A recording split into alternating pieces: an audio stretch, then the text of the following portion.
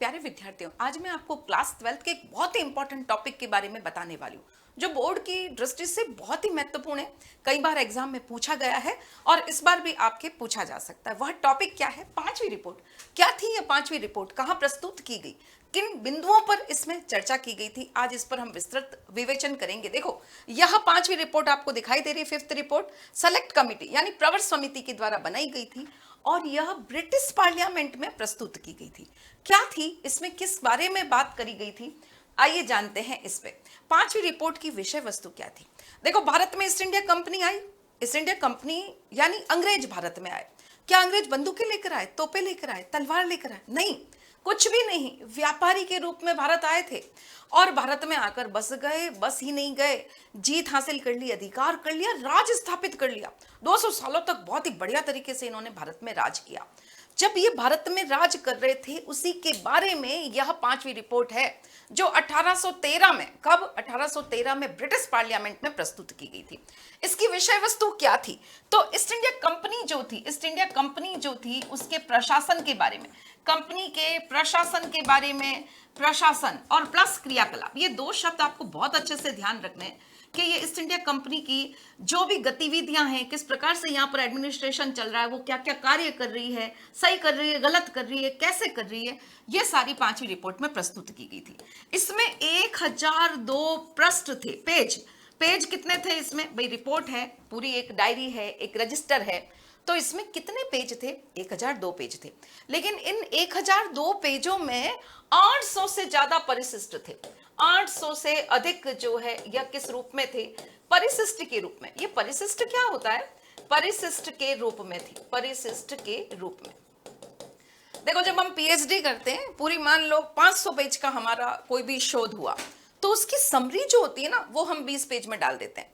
उसी को हम क्या कहते हैं? उसी को हम परिशिष्ट कहते हैं। और यहां पर हम जो बात कर रहे हैं, ये 800 से ज्यादा क्या है? 800 से ज्यादा परिशिष्ट, यानी जो मेन पेज है वो 800 से ज्यादा इस रूप में रखे गए, परिशिष्ट के रूप में रखे गए।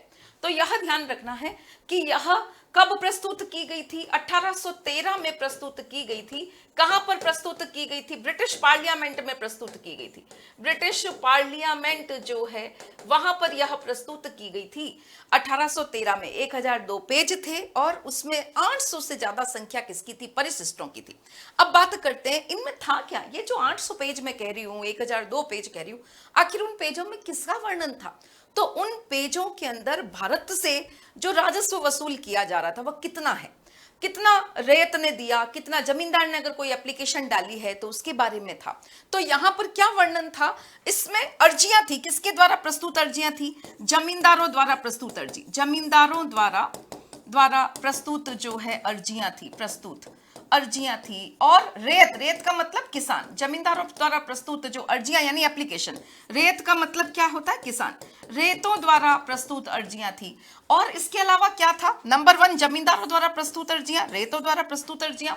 तीसरा, यहाँ के जो जिला कलेक्टर थे, अलग अलग जिले थे, भिन्न भिन्न जिले थे और भिन्न भिन्न जिलों के कलेक्टर्स की रिपोर्ट थी कि भाई यहाँ पे कितना टैक्स आया, कितना नहीं आया, किस जमींदार का कितना बकाया है, कौन से रेत ने टैक्स नहीं दिया। तो जिला के कलेक्टरों की जो है, कलेक्टरों की रिपोर्टें थी।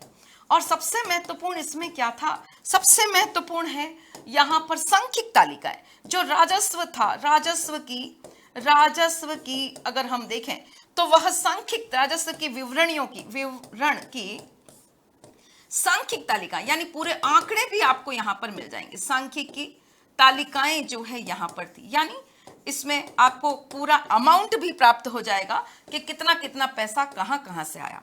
और इसी के साथ साथ एक चीज और यहां पर थी, जो अंग्रेज अधिकारी थे, जो ब्रिटिश अधिकारी थे, उन्होंने क्या करा था? अधिकारियों की बंगाल और मद्रास, बंगाल में अधिकार हो चुका था, मद्रास पर अंग्रेजों का अधिकार था। तो यहाँ के राजस्व संबंधी, राजस्व और न्यायिक रिपोर्टें थी, राजस्व और न्यायिक प्रशासन से संबंधित जो रिपोर्ट्स थी वह भी प्रस्तुत की गई थी। बताओ, याद हुआ क्या? वापस से सुनोगे। इस रिपोर्ट के अंदर 5वीं रिपोर्ट 1813 में ब्रिटिश पार्लियामेंट में प्रस्तुत की गई थी। इसके अंदर 1002 पेज थे, 800 से ज्यादा परिशिष्ट के रूप में, परिशिष्ट की शक्ल में थे। इसमें क्या था, ये जो पेज है उसके अंदर जमींदारों की जो एप्लीकेशंस है, रेत यानी किसानों की एप्लीकेशन है। फिर अंग्रेज जब भारत में आए तो उन्होंने कलेक्टर स्थापित कर दिए थे, कलेक्टर का कार्यालय स्थापित हो गया, सर्वोच्च न्यायालय की स्थापना हो गई। तो कलेक्टर्स जो थे उनकी भी रिपोर्ट्स इसमें थी। इसके अलावा कितना कितना अमाउंट राजस्व का प्राप्त हुआ है उसकी सांख्यिकीय तालिकाएं भी यहां पर हमें प्राप्त होती है। प्लस बंगाल और मद्रास की राजस्व और न्यायिक प्रशासन की रिपोर्टें जो ब्रिटिश अधिकारियों के द्वारा लिखी गई थी वह भी इसमें प्रस्तुत की गई थी। ये आपको मेन इसमें आंसर लिखना है। ये कहां प्रस्तुत की गई थी? ये ब्रिटिश पार्लियामेंट के अंदर या इंग्लैंड के अंदर। ब्रिटिश पार्लियामेंट कहां है? भारत में राज कर रहे हैं, भारत में कंपनी शासन कर रही है, भारत में कंपनी कार्य कर रही है, ईस्ट इंडिया कंपनी। लेकिन वो कैसे काम कर रही है, कैसे एडमिनिस्ट्रेशन को संभाल रही है, उसका पूरा लेखा जोखा इंग्लैंड के पार्लियामेंट में प्रस्तुत किया गया था। अब यह तो एक बात हो गई। अब इसका दूसरा प्रश्न देखते हैं, आखिर इसकी जरूरत क्यों पड़ी, क्यों इतना बवाल मचा, क्यों ब्रिटिश पार्लियामेंट में इसको पेश किया गया? तो आइए जानते हैं इसके बारे में। ईस्ट इंडिया कंपनी भारत में आ गई थी। कब आ गई थी? 1600 ईस्वी में आ गई थी।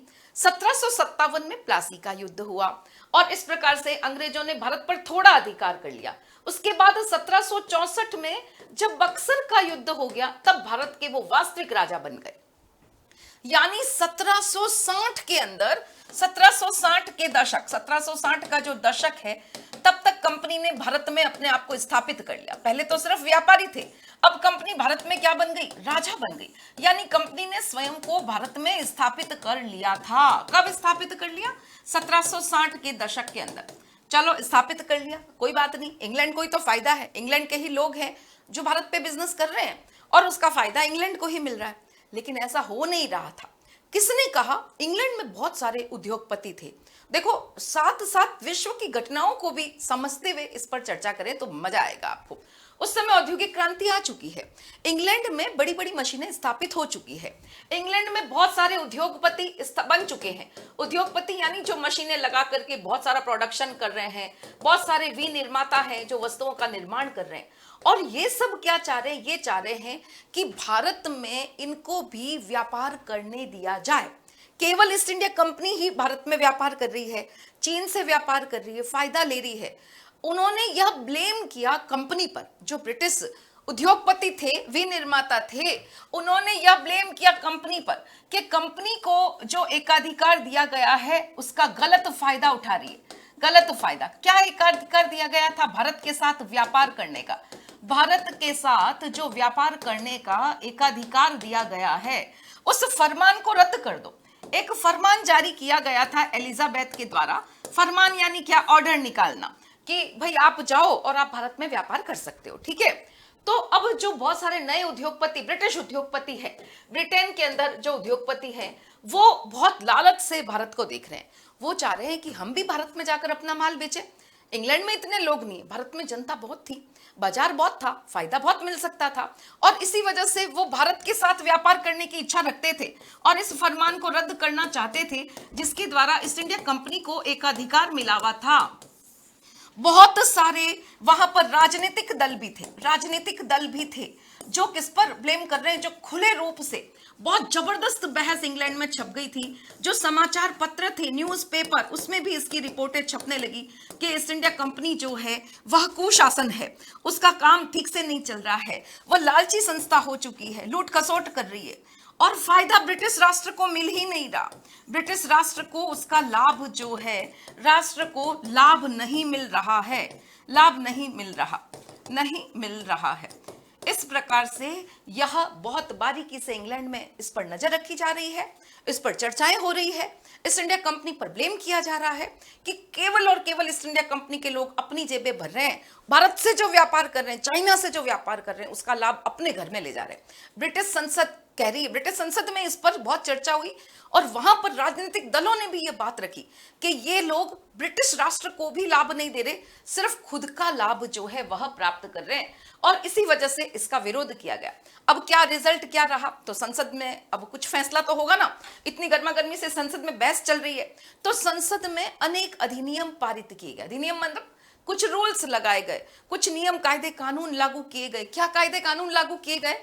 संसद ने अनेक अधिनियम पारित करे और ईस्ट इंडिया जो कंपनी थी उसको क्या करने की कोशिश करी, उसको नियंत्रित करने की कोशिश करी, उसको कंट्रोल करने की कोशिश करी, और कंपनी को कह दिया आपको क्या करना है, आपको डेली अपने प्रशासन के बारे में हमें बताना है, आप जो भी कार्य कर रहे हो, क्रियाकलाप जो है उसकी रिपोर्ट हमें भेजनी है। यह उसको बाध्य किया गया ताकि हमें पता चल सके आखिर आप भारत में कर क्या रहे हो। और इसी कार्य के सिलसिले में एक सेलेक्ट समिति, प्रवर समिति का निर्माण किया गया और इसी के द्वारा यह 5वीं रिपोर्ट जो है तैयार की गई।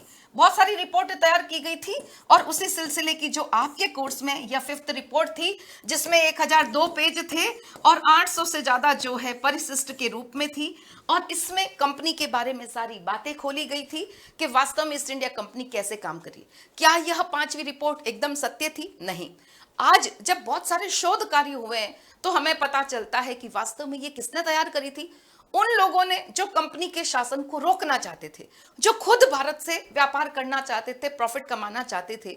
वर्तमान में पता चलता है कि इसके अंदर जो जमींदारी प्रथा का पतन बताया गया है वह अतिरंजित है। जमींदारी प्रथा का जो पतन इसमें बताया गया है कि बहुत गलत तरीके से ईस्ट इंडिया कंपनी काम कर रही है, जमींदार जो है अपनी जमीन ने नीलाम हो रही है उनकी। वास्तव में ऐसा नहीं था, जमींदार किसी न किसी तरीके से अपनी जमीन को बचा लेता था। यही 5वीं रिपोर्ट थी।